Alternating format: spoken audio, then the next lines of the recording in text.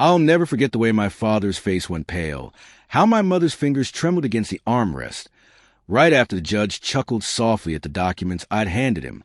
It wasn't a mocking laugh, more like the sound man makes when reality crashes through a carefully constructed lie. He leaned forward, adjusted his reading glasses, and said, "Well, now this is something." And in that instant, I felt a weight lift from my shoulders that I'd been carrying for months. Validation. The kind that hits you deep in your gut. The kind that makes every sleepless night, every ignored phone call, every lonely drive down the Pacific Coast Highway finally worth it. But before that moment, before the judge's reaction, before my parents' shocked expressions, there was everything that brought me to that courtroom. And it began with a voice message I wish I'd never received.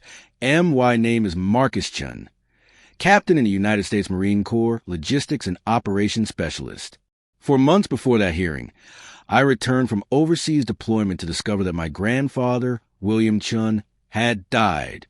He was the man who stepped in when my parents were too absorbed in their own lives, the man who made sure I had proper school supplies and home-cooked meals and someone cheering in the stand at my track meets.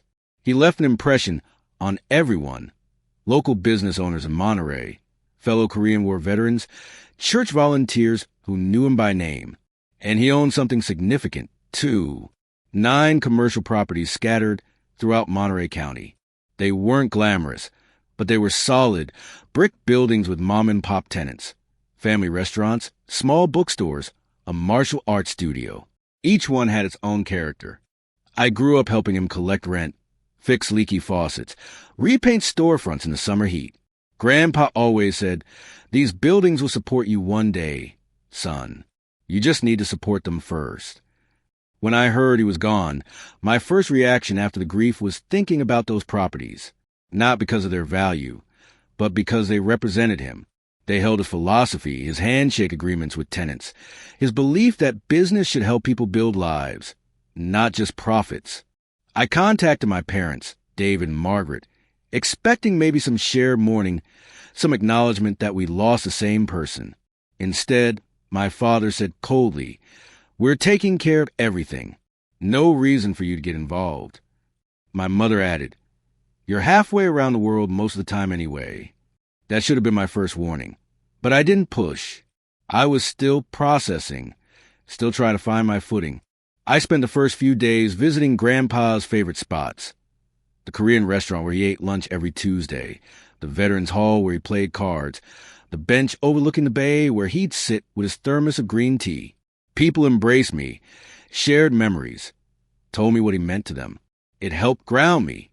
Then, 5 days after the funeral, I drove to my parents' house expecting to discuss the estate, the properties, the arrangements, anything. They sat rigidly in the living room, a briefcase positioned between them on the coffee table. My father cleared his throat and announced, "We've decided to take full control of the properties." I stared at him. Full control? Grandpa always told me. He told you stories. My mother interrupted sharply. "You were a kid." "But there's a will," I said carefully. He said there was. They exchanged a glance that made my stomach drop. "There is no will," my father stated, each word deliberate. "The property is legally transferred to us." I kept my voice steady. "That doesn't sound right." "It's the law," he insisted. "And frankly, after all the work we put into those buildings, we've earned them."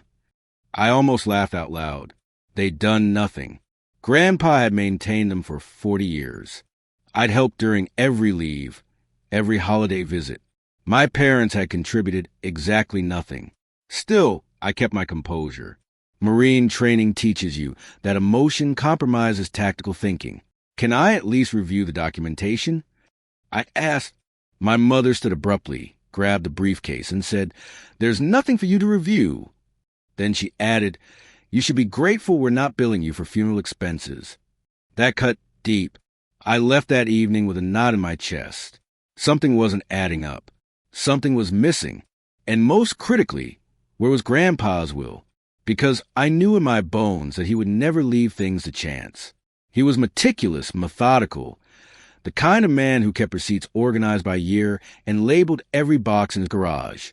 A week later, one of Grandpa's longest-standing tenants, an elderly woman who ran a small tailor shop. Presta wore an envelope into my hand as I checked on the properties. "He told me to give you this if anything happened," she whispered. "Said it was important." Inside was a brief note in Grandpa's precise handwriting. "Asterisk if I'm gone and things don't seem right. Check the safety deposit box. You'll know what to do." Asterisk a safety deposit box? He'd never mentioned one. After some inquiries and a conversation with his bank manager, I located it. A box registered under his name. Inside, I found meticulously organized binders, property deeds, tenant histories, maintenance records, financial statements, and a draft of a will that named me as trustee with instructions to keep rents affordable for small businesses. But the draft was unsigned, legally worthless. Still, it was evidence, a trail. I held on to that hope like a lifeline. For the next month, I tracked down every tenant, every business owner he'd helped, every person who'd known him. I assembled a picture that didn't make sense, because it painted my parents not as grieving children, but as opportunists who'd been circling the state before his body was even cold. Every conversation, every receipt, every casual comment built the case I never wanted to make. My grandfather's properties weren't meant to be seized by my parents. They were meant to be preserved, and they were meant for me to protect. That's how I ended up in that courtroom. That's why my father sat there with that smug expression. That's why my mother looked at me like I was the enemy. And that's why the judge smiled when he opened my envelope, the one I'd spent weeks assembling piece by piece, like a final tribute to the man who raised me. The morning after the hearing notice arrived, I stood in my grandfather's old office, still smelling faintly of Old Spice and the sandalwood incense he burned, and felt a pressure in my chest I hadn't experienced since my first deployment. There's a particular kind of weight that comes from preparing for a fight you never wanted. You tell yourself you're trained enough, strong enough, disciplined enough, but family betrayal cuts deeper than any enemy fire ever could. I leaned against his desk, listening to the hum of the old fan he'd never replaced. It was the same fan from the 80s, still wobbling slightly on the second speed. One of his Marine Corps plaques hung crooked on the wall, and I reached up to straighten it. That simple motion triggered a memory of his calm voice saying, "Everything works better when it's squared away, son." He was right. He always was. But nothing about my situation felt squared away now. My parents hadn't spoken to me since the confrontation at their house. My younger sister, Rachel, had sent me one text message. Asterisk, you're tearing this family apart. Stop. Asterisk, just that. No context, no conversation. It wasn't unusual for Rachel to side with them. She'd always been their favorite. But this felt different, almost like a warning or a threat. I deleted the message and pocketed my phone. I drove to properties that afternoon, determined to document everything I could still access. The California coast stretched out before me, gray and turbulent under low clouds. It was the kind of weather Grandpa loved. He would have stood out there with his coffee and said something like, "See how the ocean keeps going? That's what we do, too." But I didn't feel like the ocean. I felt like something was pulling me under. As I walked through property complex, I noticed things that didn't add up. New security cameras on Building 3. A fresh coat of paint on Building 5. Colors Grandpa never would have chosen. A dumpster near Building 7 filled with tenant belongings. I hadn't approved any of it. Who authorized these changes? And with what money? One of the long-term tenants, a quiet Korean War vet named Mr. Kim who ran a small import shop, stepped out of the storefront and nodded respectfully. "Captain Chun," he greeted me formally. He always used my rank, not out of military protocol, but out of respect. I walked over. "Afternoon, Mr. Kim." He studied my face carefully. "You okay? You look like someone stole your bearing." I sat on the bench outside his shop. "Maybe they did." He nodded slowly, like he already understood. "Your grandfather told me things toward the end. He didn't trust your parents with these buildings. Said they only saw dollar signs, not people." Hearing it spoken aloud stung worse than thinking it. Did he ever mention signing official documents? I asked. Mr. Kim hesitated. He said he had a meeting scheduled. Said it was to make everything legal. After that, he seemed relieved, like a weight was off his shoulders. Legal. That word echoed in my mind. If he completed the paperwork, where had it gone? Who benefited from its disappearance? I thanked Mr. Kim and continued walking. Near Building 8, I saw someone I didn't expect. My father. He was talking to a man in an expensive suit holding a tablet. Clearly a commercial real estate broker. My father spotted me and tensed. The broker followed his gaze, gave a professional nod, and walked toward a black Mercedes. Dad's jaw tightened the way it always did when he was caught off guard. What was that about? I asked. None of your business, he replied sharply. We're exploring options. Options for what? The future, he said, brushing imaginary dust off his sleeves. These buildings need professional management. Marcus, not some marine fantasy. I stared at him. You're planning to sell them. He didn't deny it. They're ours. We can do what we want. My voice dropped. You're acting like Grandpa didn't exist. He blinked, eyes softening for just a moment, then hardening again. He didn't understand the responsibility these places require. He didn't know what he was asking. He knew exactly what he was asking. I said quietly, he trusted me. Dad scoffed. He spoiled you with stories and false promises. I nearly laughed. Me spoiled? I'd earned every stripe on my uniform through sweat and sacrifice. But I didn't say that. There was no point. He turned to leave but paused. Drop the hearing, Marcus. It's embarrassing for everyone. I stood there stunned as he climbed into his car and drove away. The smell of exhaust lingered in the salt air, mixing with the sounds of the nearby ocean in a way that made my throat tighten. I called my attorney as soon as I reached my truck. Her name was Janet Rodriguez, a sharp but patient woman who'd spent 15 years handling estate disputes in California.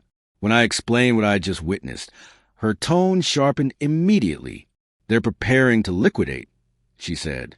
We need to move fast. But without a signed will, you don't need a complete will, Janet interrupted. You need proof one existed and that it disappeared under suspicious circumstances. That word again, proof. A few days later, I visited the Veterans Hall where Grandpa had spent countless hours. The hall director, a weathered former sergeant with kind eyes, welcomed me into his cluttered office. Your grandfather left something with me, he said, reaching into a locked file cabinet. Told me to keep it safe, said it was insurance in case someone tried to rewrite history. He placed a sealed manila envelope on the desk. My hands trembled as I opened it.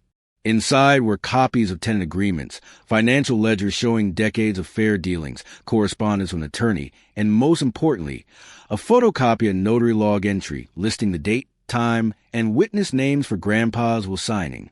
My heart pounded. Sergeant, I whispered, this is everything. He nodded solemnly. He trusted you for a reason, son.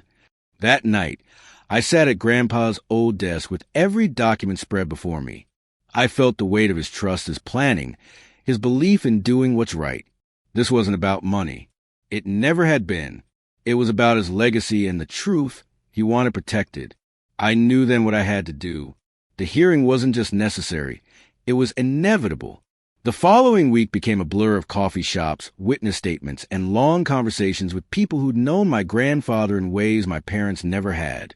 If part 2 was about realizing something was wrong, part 3 was where every loose thread started weaving together, slowly, deliberately, into evidence strong enough to bring the truth into daylight. I began at the Korean church Grandpa attended.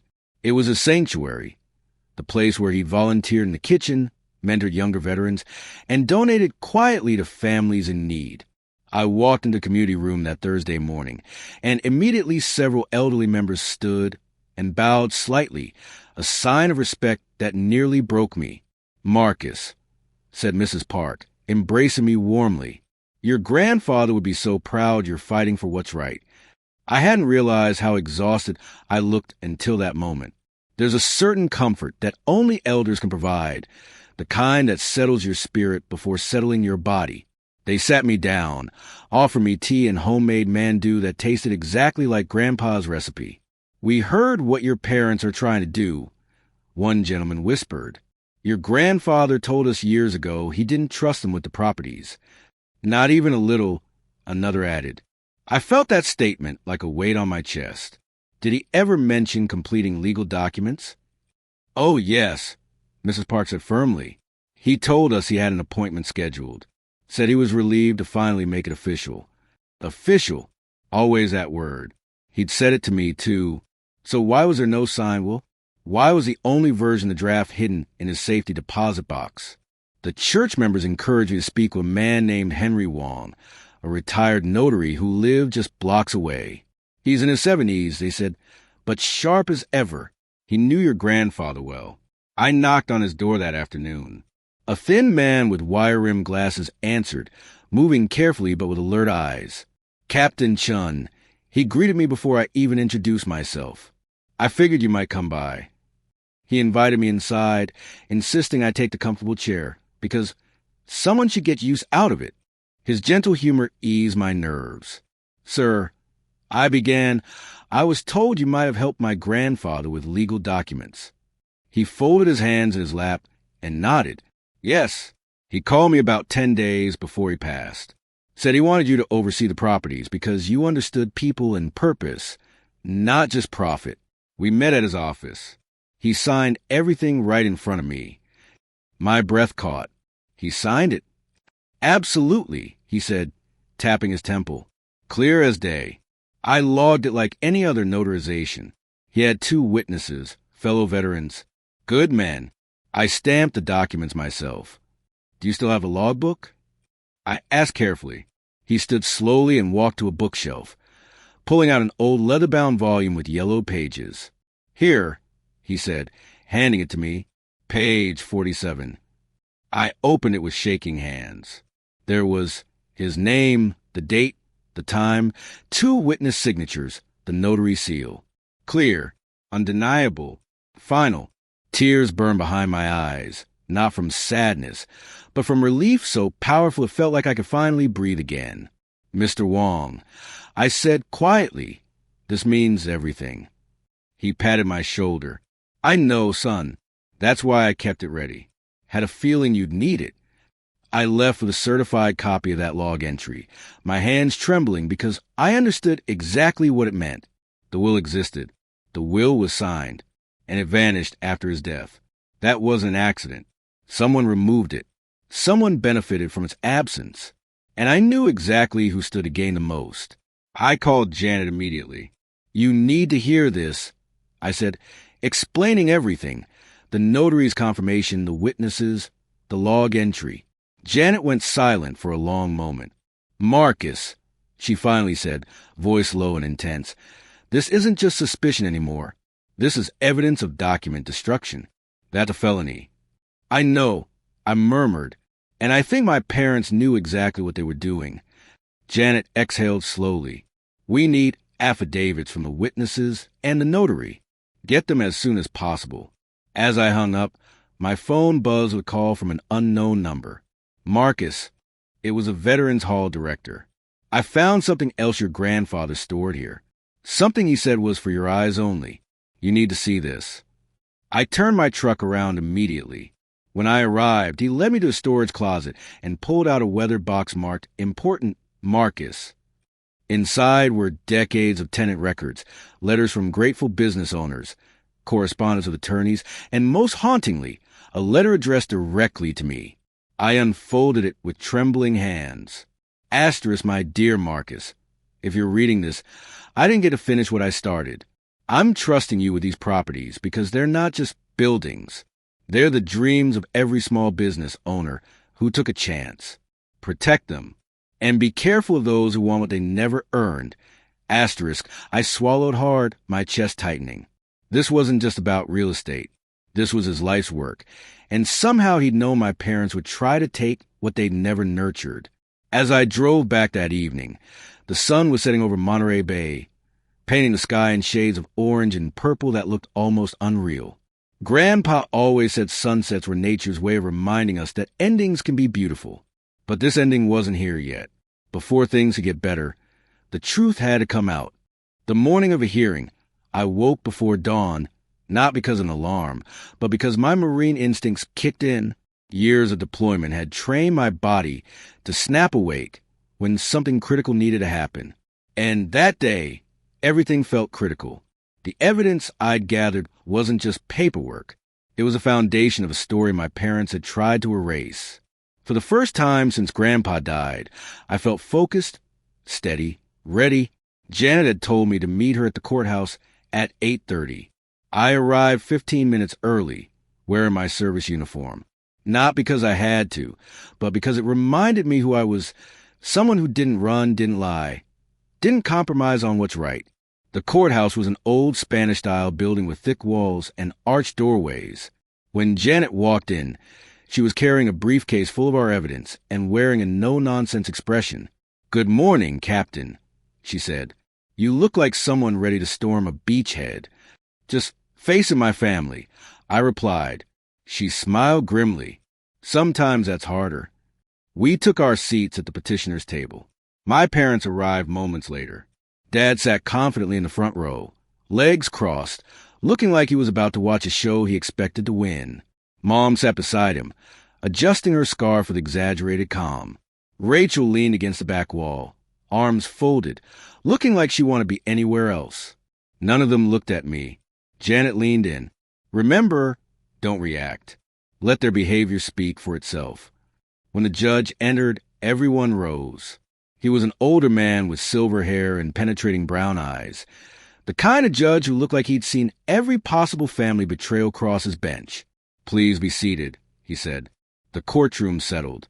"Today's matter involves the estate of William Chun," he began, scanning the documents.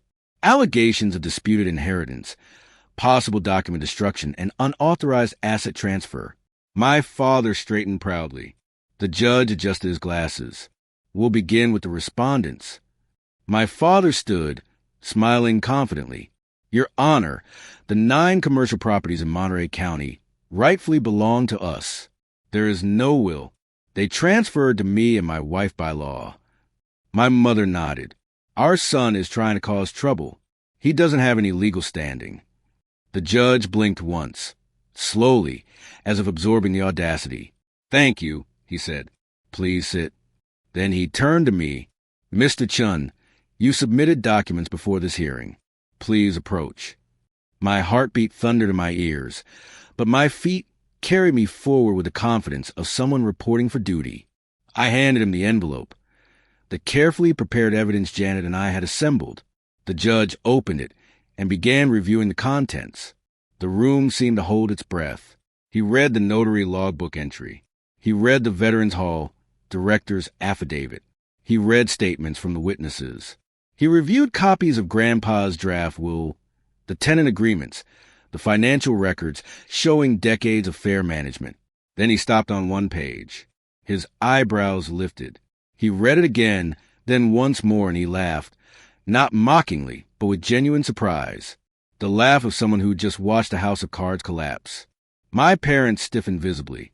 The judge leaned forward and said quietly, almost to himself, "Well, now this is something."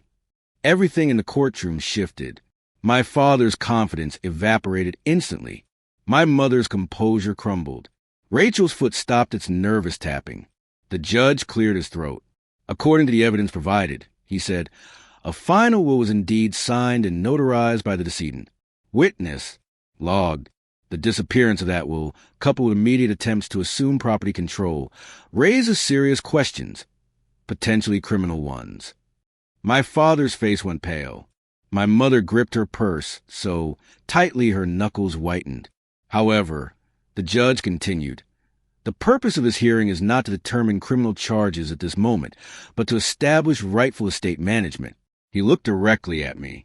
"Mr. Chun, please explain in your own words your grandfather's intentions for these properties." I steadied myself and spoke clearly. "My grandfather didn't just own buildings, sir. He created opportunities for small business owners who couldn't afford corporate rents. He believed in supporting communities, not extracting maximum profit. He told me since I was young that these properties had a purpose beyond money." I paused. He trusted me to continue that work. The judge nodded slowly. "The documentation appears to support that." He turned to my parents. "Do either of you have an explanation for the missing will?" My father opened his mouth, but no words came. He looked confused, cornered, exposed. My mother reached for his hand, but he pulled away, eyes darting between the judge, the documents, and me. The judge waited. 5 seconds. 10. No answer. He sighed. Given the circumstances, I'm issuing an immediate order to halt any sale, transfer, or modification of the 9 properties. Furthermore, temporary management authority will be granted to Mr. Chun pending further proceedings. My mother gasped audibly. He's lying. The judge raised his hand. Enough. You'll speak through your attorney. Janet leaned toward me. This is the best possible outcome for today. But the judge wasn't finished. He removed his glasses and looked at my parents with an expression I can only describe as profound disappointment. Family disputes are painful, he said, but attempting to override a legally executed will is unacceptable. I strongly encourage all parties to pursue mediation before this escalates further.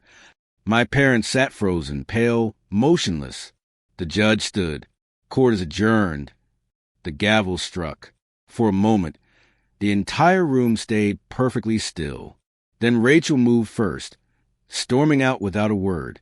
My mother rose shakily, refusing to meet my eyes. My father lingered a second longer, staring at me with something between fear and regret. And me? I exhaled the deepest breath I'd taken in months. It wasn't victory. Not yet, but it was truth laid out clearly, a foundation I could stand on, a turning point Grandpa would have understood. The mediation happened 2 weeks later in a plain conference room with beige walls and a long table. A coffee pot sat in the middle untouched. The air smelled faintly of cleaning solution and old carpet. Funny how the battles that shape your life don't always happen in dramatic places. My parents arrived before me. Dad sat stiffly, tie perfectly knotted, chin lifted in stubborn pride. Mom avoided eye contact, keeping her gaze fixed on a generic landscape painting. Rachel didn't show up. That didn't surprise me. Janet placed our files on the table methodically. Across from us, their attorney, a tired-looking man in his 60s, arranged his papers precisely.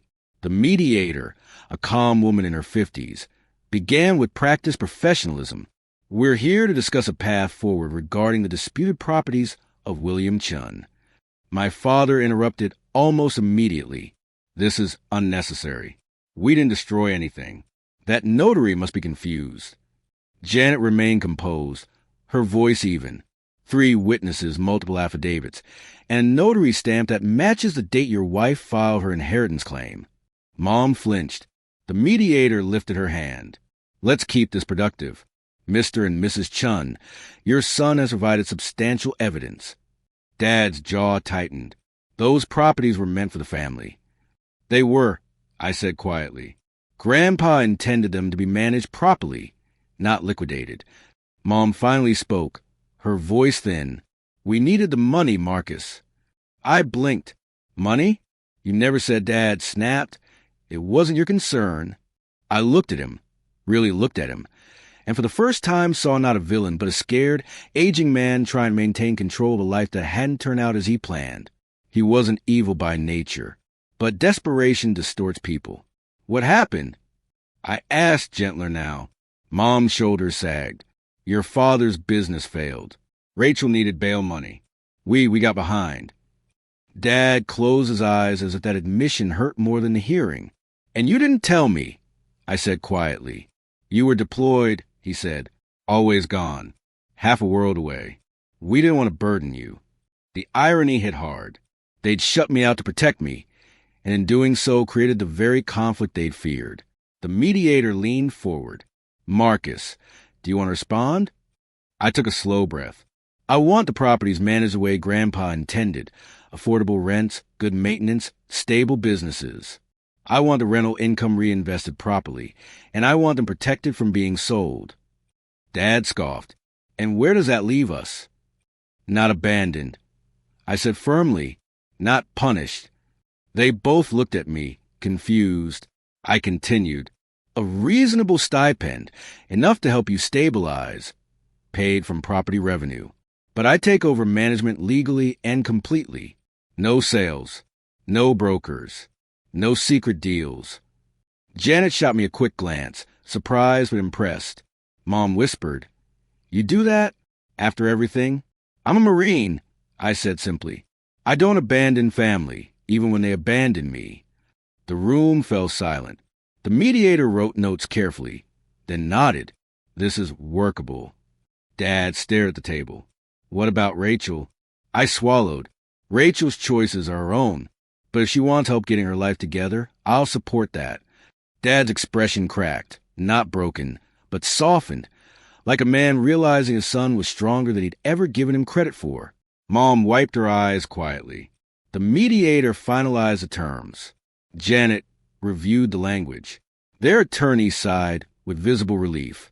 Then the mediator asked a question no courtroom forces but every family needs. "Is there anything you'd like to say to each other before we conclude?" My mom looked at me first. "We weren't fair to you."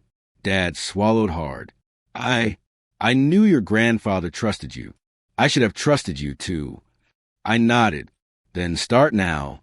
He nodded back. Not a perfect ending, but a beginning. Outside the building, the California sunlight felt warmer than it had in months. The breeze carried the scent of eucalyptus from nearby trees. Janet exhaled deeply. "You handled that remarkably well," she said. "Most people want revenge. You wanted resolution. I wanted peace." The first morning I woke up with full legal management of properties, the Monterey sunrise felt different, more personal somehow. The sky stretched open in soft shades of gold and rose, and as light filtered through Grandpa's old window blinds, I felt a calm I hadn't known in years settle deep in my chest. It wasn't triumph. It wasn't revenge. It was something quieter, steadier, peace maybe, or the start of something that finally felt like mine to protect. I walked into the kitchen barefoot, the linoleum cool beneath my feet, and poured coffee into Grandpa's old mug, the one with the Marine Corps emblem and a small chip on the rim. I stepped onto the porch. From there, I could see several properties in the distance, their signs glowing softly in the morning light. A few tenants were already outside, an older couple opening their bookstore, a young veteran doing Tai Chi in front of the studio, Mr. Kim watering his plants like he did every morning. They waved. I waved back. It felt like coming home, not to a place, but to a purpose.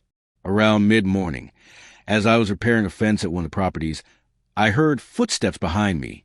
I turned to see my parents standing nearby. They looked smaller somehow, not physically, just humbler, like people who'd survived their own storm. "Morning," I said, setting down my tools. My mother cleared her throat. We didn't want to interrupt. "You're not," I replied, though the old tension still rose on my shoulders.